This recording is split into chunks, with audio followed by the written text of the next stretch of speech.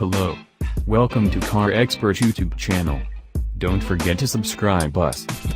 The world needs more convertible converts, and Mercedes-Benz may just lead them to the promised land with its 2017 C-Class Cabriolet. The new soft-top C-Class is a revelation of luxury and sportiness, a testimony to elegant design.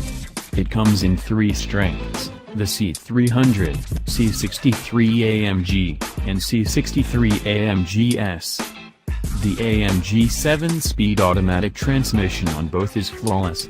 It's perfectly calibrated and practically omniscient, holding gears when it needs to, ripping through them at other times.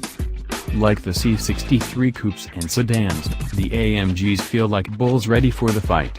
They maintain fantastic grip through corners with little body roll. They tempt you to go faster. Even the mainstream car is stable and well planted through hard, fast corners. As expected, the body moves around more than on the AMG models, but the difference is not significant. During one rainy day of testing, the all-wheel drive C300 let me smoothly cut into country road corners without slowing down, and it held its place effortlessly. The 4MATIC system let me accelerate quickly out of the corner instead of having to try and feather the throttle to keep the rear end in place. The steering feels more easygoing, even in sport mode, than on the AMG models, but never too loose. The suspension and chassis are unfazed even over rough road, with the car maintaining a sense of poise at all times. Like the rest of the C-Class line, it keeps that everlasting Mercedes heavy feel, but with much more attention to sportiness. Perhaps the only annoying feature with either engine was the fuel-saving stop-start system, which, while it worked as it was supposed to, caused me to pause before darting across traffic. It felt unnecessary and was easily overridden by the push of a button. Like the sedans and coupes, the C-Class convertibles have an elegant exterior with sharp creases. The high beltline, steep windshield, and long hood give these convertibles a classic coupe look with the roof up. Power is communicated through the large intakes on the grille and below headlamps that push back into the fenders. The AMG models add carbon fiber trim on the trunk as well as a subtle spoiler. The 17, 18, or 19-inch wheels fill the wells and give these convertibles a planted stance. Even with the cloth top-up, the cars look stunning. There's also a simple elegance to the interior design. Most surfaces are covered with French-stitched leather.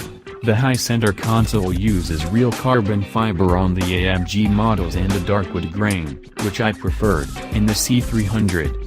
The floating touchscreen at the top of the dash looks elegant but provides that practical advantage of keeping your eyes closer to the road. Mercedes adds its airscarf to the C-Class convertible in order to tack on a few more months of cruising in cold weather areas. These seat-mounted vents can blow 3 different temperatures on the driver's and front passengers' necks. An air cap system, like the one found on the E-Class convertible, includes a wind louver that pops up from the top of the windshield and a draft stop behind the rear headrests that extends to reduce turbulence in the cabin. The system basically controls nature, or at least deflects it, and works well to keep the cabin quiet. The point of all this being, unless it's raining, the top should be down. Those are some of the little luxuries Mercedes customers expect, and they should, because these cars will have a starting price north of $50,000 when they arrive in the US later this year. But Mercedes makes a persuasive case for its newest cabriolets. They're much more modern than any BMW 4 Series drop-top and more substantial than the outgoing Audi A5 Cabriolet. There's no need to disguise this car with E-Class badging or bodywork any longer. The C can be proud of its convertibles.